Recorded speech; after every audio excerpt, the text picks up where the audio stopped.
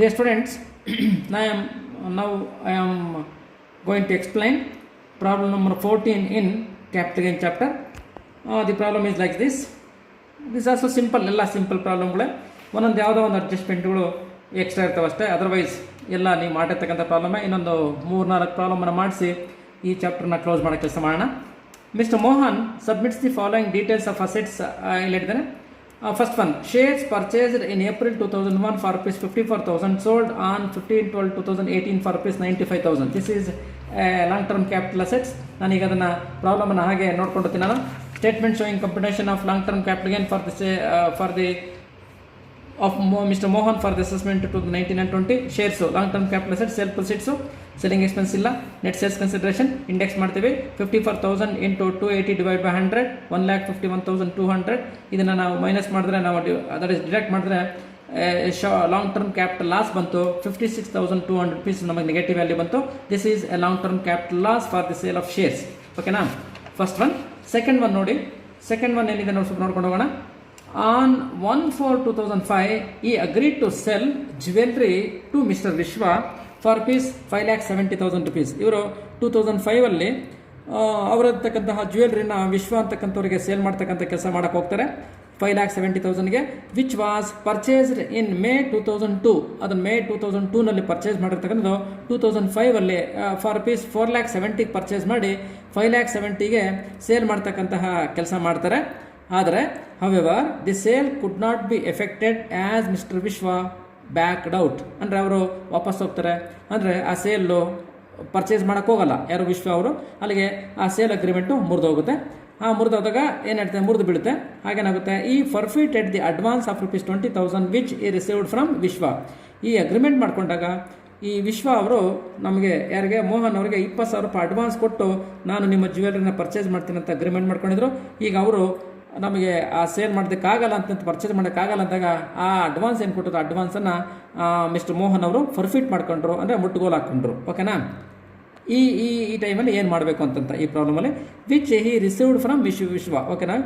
ಈ ನಾವು sold jewellery on 15/7/2018. ಈಗ ನಮ್ಮ ಪ್ರೀವಿಯಸ್ ಅವರು ಆ ಜ್ಯುವೆಲ್ರಿ ಸೇಲ್ ಮಾಡ್ತಾರೆ ಫಾರ್ rupees 13,10,000 rupeesಗೆ ಆ ಜ್ಯುವೆಲ್ರಿ ಸೇಲ್ ಮಾಡ್ತಾರೆ. And incurred rupees 20,000 as selling expenses.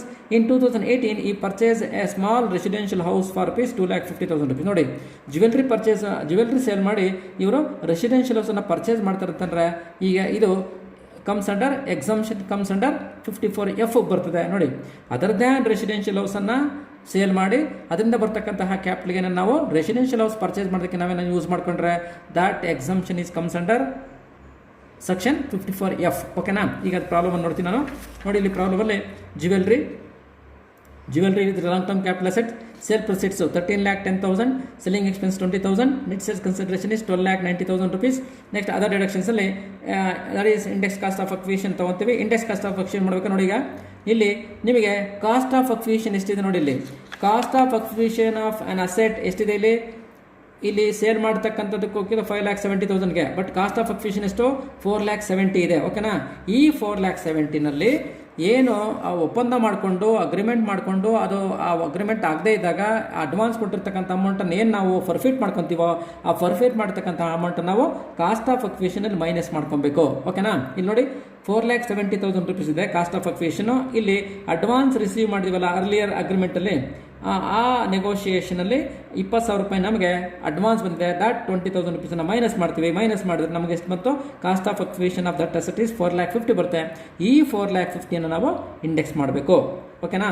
4,70,000 ಇತ್ತು. 4,70,000 ಅಡ್ವಾನ್ಸ್ ಕೊಟ್ಟಿರ್ತಕ್ಕಂಥ ಅಮೌಂಟನ್ನು ನಾವು ಮೈನಸ್ ಮಾಡಿಕೊಂಡು ರಿಮೈನಿಂಗ್ ಏನು ಬರ್ತೋ ಆ ರಿಮೈನಿಂಗ್ ಅಮೌಂಟ್ ನಾವು ಇಂಡೆಕ್ಸ್ ಮಾಡ್ತೀವಿ. ದಟ್ ಈಸ್ 4,70,000 ಇತ್ತು, 4,50,000 ಬಂತು. That is 4,50,000 into 280 divide by ಆ index that is 2002 and 1 and 2 ಅಥವಾ 2002 and 3 ಬರ್ತದೆ. That is 105. ಮಲ್ಟಿಪ್ಲಿಕೇಶನ್ ಮಾಡಿದ್ರೆ 12 lakhs ಬರುತ್ತೆ. ಈ 12 lakhs is called as index cost of acquisition. ಇದನ್ನು ಮೈನಸ್ ಮಾಡಿದ್ರೆ 90,000 rupees is a long term capital gain for the sale of jewellery. ನೋಡಿ, ಜ್ಯುವೆಲ್ರಿನಲ್ಲಿ ನಮಗೆ ಒಂದು ಫರ್ಫಿಟ್ ಮಾಡಿರ್ತಕ್ಕಂಥ ಅಮೌಂಟನ್ನು ನಾವು ಕಾಸ್ಟ್ ಆಫ್ ಅಕ್ವಿಷನಲ್ಲಿ ಮೈನಸ್ ಮಾಡ್ತಕ್ಕಂಥ ಒಂದು ಐಟಮ್ ಎಕ್ಸ್ಟ್ರಾ ಬಂತು. ಅದನ್ನು ನಾವು ಮೈನಸ್ ಮಾಡಿಕೊಂಡು ಈಗ long term capital gain for the sale of jewelleries 90,000 ಬಂತು.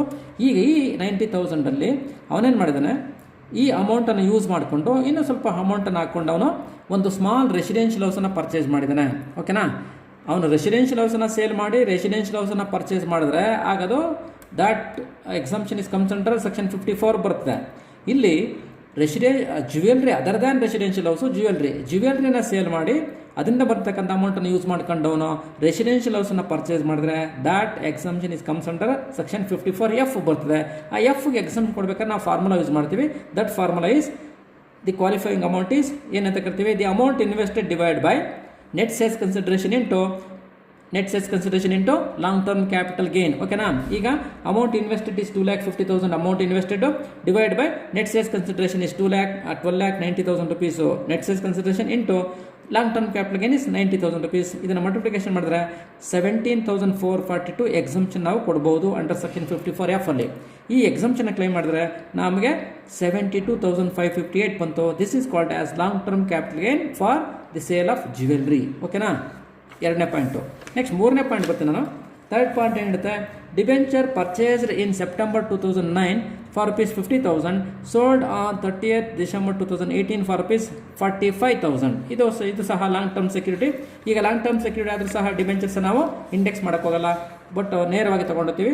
Debentures long term capital assets, sale proceeds is 45,000, ₹45,000 sale ಪ್ರೊಸೀಡ್ಸು, selling expenses ಎಲ್ಲ, ನೆಟ್ ಸೇಲ್ಸ್ ಕನ್ಸಿಡರೇಷನ್ ಅಷ್ಟೇ ಬರುತ್ತೆ.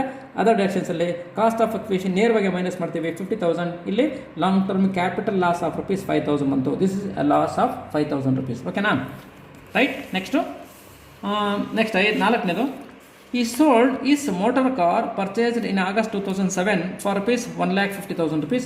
ಅಲ್ಲಿ 1,50,000 rupeesಗೆ ಅವನು ಪರ್ಚೇಸ್ ಮಾಡಿದ್ರೆ ಕಾರನ್ನು ಸೇಲ್ ಮಾಡ್ತಾನೆ 15/3/2019 ಫಾರ್ ₹1,60,000 ಸೇಲ್ ಮಾಡ್ತಾನೆ.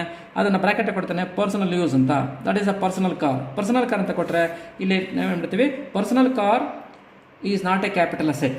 ಪರ್ಸನಲ್ ಕಾರು ಅದು ಕ್ಯಾಪಿಟಲ್ ಅಸೆಟ್ಸ್ ಅಲ್ಲ, ಹಾಗಾಗಿ ನಾಟ್ ಟ್ಯಾಕ್ಸಬಲ್ ಮೆನ್ಷನ್ ಮಾಡಿ ಅಮೌಂಟ್ ಅದರ ನಾವು ನಿಲ್ ಅಂತ ತೋರಿಸ್ತೀವಿ. ಓಕೆನಾ, that is N informations regarding motor car. Next ಐದನೇದು ಲಾಸ್ಟ್ ಒನ್ ಇಲ್ಲಿದೆ ನೋಡಿ, ಕೊನೆಯದು. The self generated good will was sold for ₹2 lakhs. The goodwill is related to shop which was acquired in May 2007 with a value of goodwill of ₹1 lakh. ನೋಡಿ, ಇದನ್ನು 2007 ಅಲ್ಲಿ ನಾವು ಈ ಶಾಪನ್ನು ನಾವು ಅಕ್ವೈರ್ ಮಾಡ್ಕೊಂಡ್ವಿ with A goodwill of ₹1 lakh. ಆ goodwill ಕೊಟ್ಟು ನಾವು ಪರ್ಚೇಸ್ ಮಾಡ್ಕೊಂಡ್ವಿ.